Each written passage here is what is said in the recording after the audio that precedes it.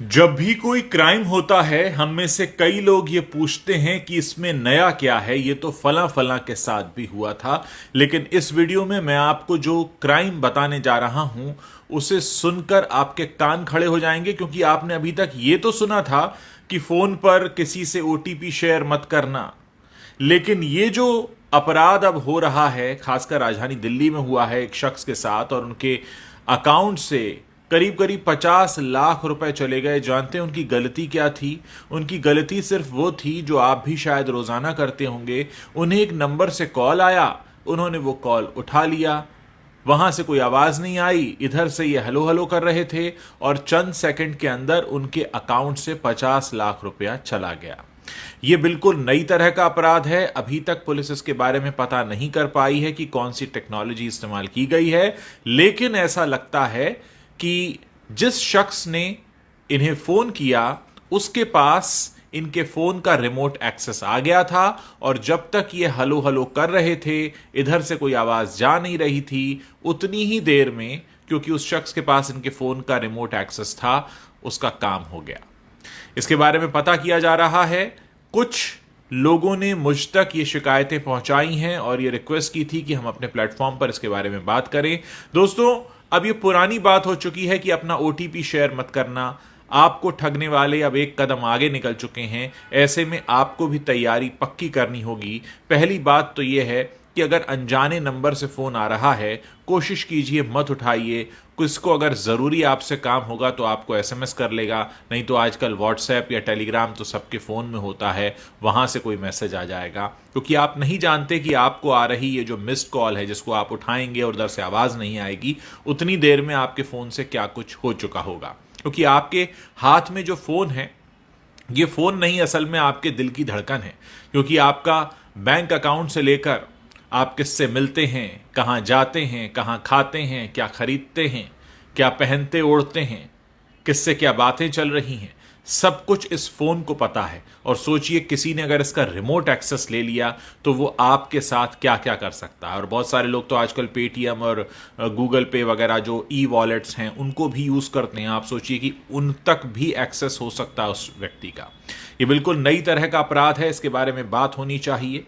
ये जो फोन जिसे हम अपने हाथ में लिए घूमते हैं, जिससे ऐसा लगता था कुछ समय पहले तक कि हम फोन रखते हैं, अब ऐसा लगने लगा है कि फोन ने हमें रखा हुआ है, क्योंकि इसके बिना हम रह नहीं सकते। ये जहां चार्जिंग पे लगता है, हम भी उसके आसपास मंडरा रहे होते हैं, क्योंकि इसके पास हमारी वो जानकारी है जो शायद कई बार हमारे लाइफ पार्टनर और हमारे माता पिता को भी नहीं होती। उतना कुछ जानता है ये फोन। और सोचिए इसकी एक्सेस अगर किसी और को लग गई तो क्या होगा। इस समय, पिछले कुछ समय के दौरान बहुत तेजी से साइबर अटैक्स के मामले बढ़े हैं। 2022 में एक रिपोर्ट प्रकाशित हुई थी जो ये बताती है कि इस दुनिया में हर 40वें सेकंड में कहीं ना कोई साइबर अटैक हो रहा होता है।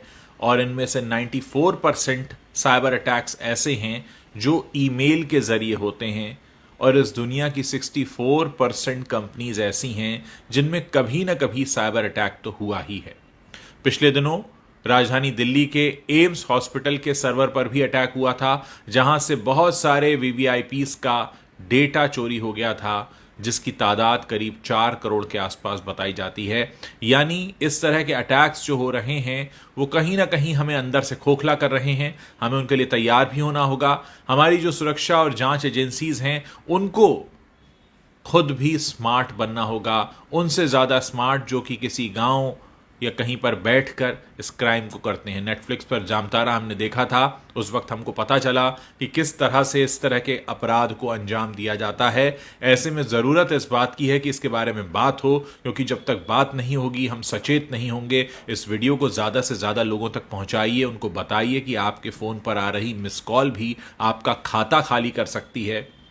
इसलिए बहुत ज़रूरी है कि आप सचेत रहें, और अगर आपके साथ कुछ भी ऐसा होता है तुरंत पुलिस को सूचित करें, क्योंकि आपकी जो गाढ़ी कमाई इस समय बैंक में है, जिसका एक्सेस आपके फ़ोन से होता है, कहीं ऐसा ना हो कि आपको कोई मिस कॉल देकर आपकी वो सारी कमाई चुरा ले। ऐसा हुआ है, राजधानी दिल्ली में हुआ है। सिर्फ 2 दिन पुरानी घटना है। यानी जब एक शख्स को 50 लाख रुपए चुराने में कामयाबी मिल गई हो, और उसका पता लगाना तो दूर लोग उसकी अभी टेक्नोलॉजी ही ना पता कर पा रहे हों, इसका मतलब यह है कि हम सब खतरे के निशाने पर हैं। यानी हमारे आपके फ़ोन पर भी वो नंबर घनघना सकता है, और अगर वो घनघनाया और हमने उठाया और उतनी देर हमने हलो हलो बोला और उतनी देर में हो गया हमारा अकाउंट खाली, तो फिर सोचिए आप कहाँ जाएंगे।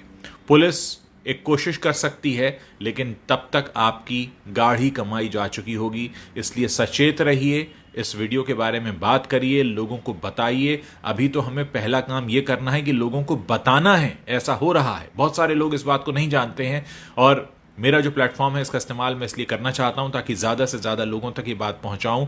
इस वीडियो को शेयर कीजिए, लोगों को बताइए कि ऐसा भी हो रहा है।